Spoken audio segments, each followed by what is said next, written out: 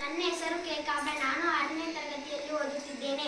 ನನ್ನ ಶಾಲೆ ಹೆಸರು ಸರ್ಕಾರಿ ಮಾದರಿ ಹಿರಿಯ ಪ್ರಾಥಮಿಕ ಶಾಲೆ ಉಜ್ಜಿನಿ. ನಾವು ಇವಾಗ ವಿಜ್ಞಾನ ಮನಸ್ಸಿಂಚನ ಮಾಡೋಣ. ಚಟುವಟಿಕೆ 11 ಸಂವಹನ ಕೌಶಲ್ಯ. ಸಂವಹನ ಎಂದರೆ ನಾವು ಬೇರೆಯವರ ಜೊತೆಗೆ ಮಾತನಾಡುವುದೇ ಸಂವಹನ. ನಾವಿವಾಗ ಸಂವಹನದ ಬಗ್ಗೆ ಒಂದಿಷ್ಟು ಚಿತ್ರಗಳನ್ನು ತೋರಿಸುತ್ತೇನೆ. ಇದು ವಿಜಯವಾಣಿ ವಾರ್ತಾಪತ್ರಿಕೆ. ಇದು ದೂರ ದೂರದ ಊರುಗಳಿಂದ ನಡೆದ ಘಟನೆಗಳನ್ನು ತಿಳಿಯುತ್ತವೆ. ಇದು ಮೊಬೈಲ್. ಇದರ ಮೂಲಕ ನಾವು ಯಾವುದೇ ದೂರ ದೂರದ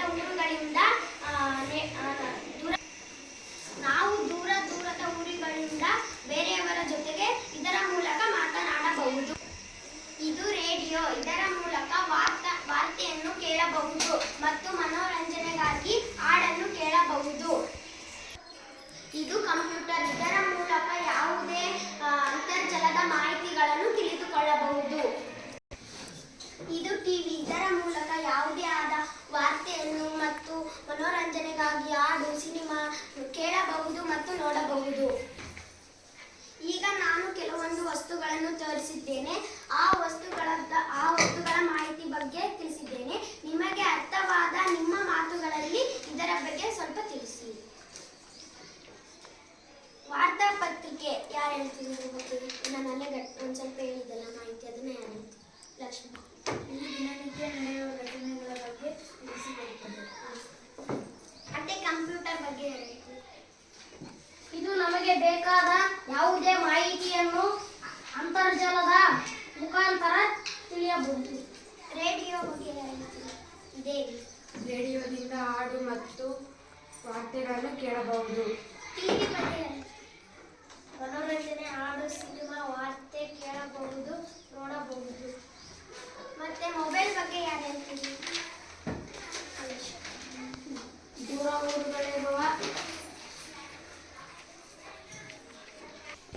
ವ್ಯಕ್ತಿಗಳ ಜೊತೆಗೆ ಮಾತಾಡಬಹುದು. ಈಗ ಸಂವಹನ ಎಂದರೇನು, ಅದರ ಬಗ್ಗೆ ಹೇಗೆ ಹೇಳಬೇಕು ಎಂದು ಅರ್ಥ ಆಯ್ತಲ್ಲ ಮಕ್ಕಳೇ? Yes miss.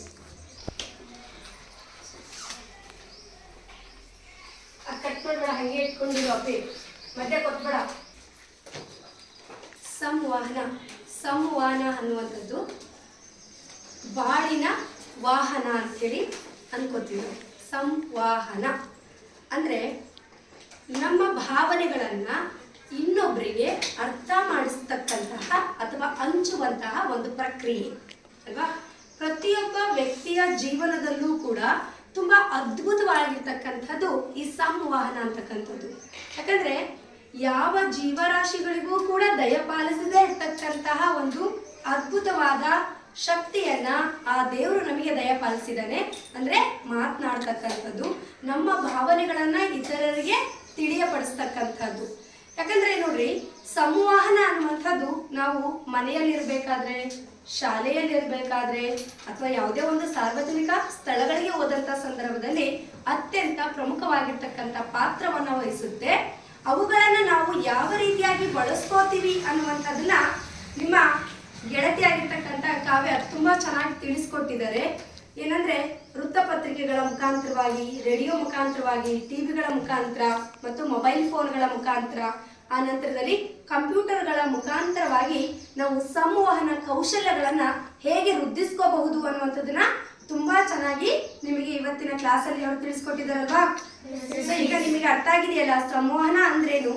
ಸಂವಹನವನ್ನು ನಾವು ಬೆಳೆಸ್ಕೋಬೇಕಾದ್ರೆ ಯಾವೆಲ್ಲ ವಸ್ತುಗಳನ್ನು ನಾವು ಬಳಸ್ಕೋತೀವಿ, ಅವುಗಳ ಮೂಲಕ ನಮ್ಮ ಕೌಶಲ್ಯಗಳನ್ನು ನಾವು ಹೇಗೆ ಹೆಚ್ಚಿಸ್ಕೋಬಹುದು ಅನ್ನುವಂಥದ್ದು ಗೊತ್ತಾಯ್ತಲ್ಲ ಮಕ್ಕಳೇ?